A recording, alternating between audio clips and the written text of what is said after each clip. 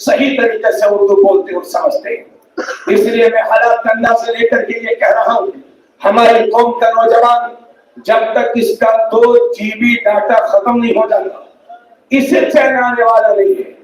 رات کے 10 بجے یہ سو، رات کے 2 بجے یہ سوئے گا اور صبح کے 10 بجے تک پڑا رہے گا، اور اسے کسی نے بتا دیا کہ بڑے لوگ 10 بجے تک سوتے ہیں۔ نہ بڑے لوگ وہ نہیں ہوتے جو 10 بجے تک سوتے ہیں، بڑے لوگ وہ ہوتے ہیں جو صبح اٹھ کر کے نمازیں پڑھتے ہیں۔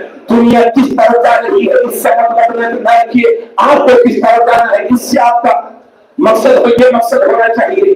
آپ کا ایک مشن ہے، اپنے مشن کی طرف جائیے۔ اگر اسی طرح سے سوتے رہے تو دنیا ہمیشہ کے لیے آپ کو سلا دے گی۔ اس لیے خواب غفلت سے بیدار ہو جاؤ میری قوم کے نوجوانوں، اپنی ذمہ داریوں کو محسوس کرو۔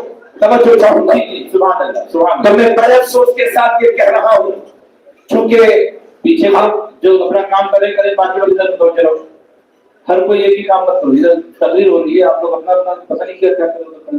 آپ سے گزارش ہے کہ بڑا ہو کے اللہ تعالی نے رسول اللہ مولانا باری کو سب صلوات و سلام علیہ یا رسول اللہ صلی اللہ علیہ وسلم، صلوات و سلام علیہ یا رسول اللہ۔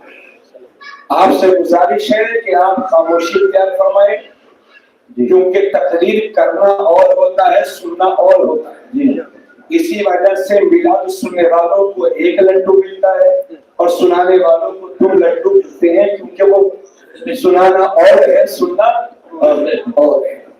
اس لیے میں آپ سے عرض کرتا ہوں کہ آپ خاموشی اختیار فرمائیں۔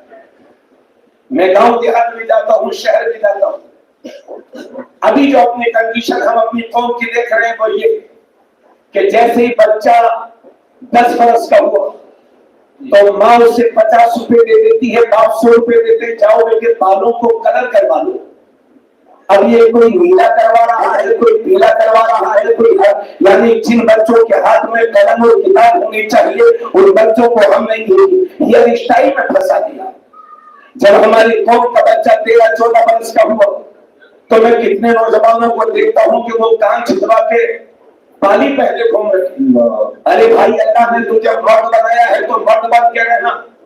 آقا کریم صلی اللہ علیہ وسلم نے ان مردوں پر لعنت فرمائی ہے جو عورتوں کی مشابہت اختیار کرتے ہیں، اور ان عورتوں پر لعنت فرمائی ہے جو مردوں کی مشابہت اختیار کرتی ہیں۔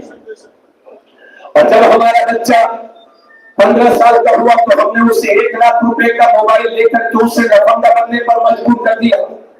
تلخ مزاجی کے لیے معذرت، مگر حقیقت بیانی سے کوئی گریز نہیں۔ سن لیجیے، اور جیسے ہی ہمارا بچہ 20-22 سال کا ہوا تو ہم نے 1 لاکھ کی موٹر سائیکل خریدی۔ اب یہ 1 لاکھ کی موٹر سائیکل پر ہمارا نوجوان بیٹھا ہوا ہے، ہمارا نوجوان 1 لاکھ کی موٹر سائیکل پر بیٹھا ہوا ہے، منہ میں 2-4 گٹکے دبائے ہوئے ہیں، 2 گٹکے جیب میں رکھے ہوئے ہیں، ہاتھ میں کڑا پہنے ہوئے ہیں، گلے میں زنجیر پہنے ہوئے ہیں، اور یہ پھٹی ہوئی پینٹ پہنے ہوئے ہیں، اور نعرہ یہ ہے میرے نبی کی شان، بچہ بچہ ہے قربان۔ ارے بھائی، تم نبی پر قربان کہاں ہو؟ تم تو ممبئی کے تحشار پر قربان ہو۔ اگر اس نے پھٹی پینٹ پہنی ہے تو آپ نے بھی پہنی ہے، اگر اس نے بالی پہنی ہے تو آپ نے بھی پہنی ہے۔ یاد رہے، پھٹے ہوئے کپڑے پہننا یہ نحوست کی علامت ہے، اور پھٹے ہوئے کپڑے کو پیبند لگا کر پہننا یہ تمہارے نبی کی سنت ہے۔ اب تمہیں یہ فیصلہ کرنا ہوگا کہ سنتوں کے راستے پر چلنا ہے یا نحوست والے راستے پر چلنا ہے۔ سن لیجیے میری بات، تو یہ حالات بنا رکھے ہیں۔ ارے بھائی، کسی کے مذہب میں کڑا پہننا جائز ہو تو وہ پہنے، ہمیں اسے کوئی غرض نہیں، لیکن ہمارے مذہب میں ایک انگوٹھی جس کا وزن 4.5 ماشا سے کم، ایک نگوالی مرد کو ایک انگوٹھی پہننا جائز ہے، اس کے علاوہ 2 انگوٹھی، یہ گلے میں چین، یہ کڑا، یہ سب ناجائز و حرام ہے۔ اس لیے ہمیں ان باتوں سے پرہیز کرنا ہوگا۔ تو یہ ہے ہمارے بھائی، کبھی کبھی تو چہرہ دیکھ کے نہیں لگتا یہ کسی مسلمان کا بچہ ہے۔ تم ہمارا تو تمدن میں حدود یہ مسلمان ہے کہ جنہیں دیکھ کے شامانی رہوں پوری توجہ چاہوں گا۔ تصویر کا ایک روح یہ ہے، اب تصویر کا ذرا دوسرا روح سماعت کیجیے۔ کبھی ہریانہ میں، کبھی پنجاب میں، کبھی راجستھان میں، کبھی جھارکھنڈ میں چند گروپے مل کر کے ہمارے بچوں کو زبردستی کھیل لیتے ہیں اور نہ کفریہ نعرہ لگواتے ہیں، شرکیہ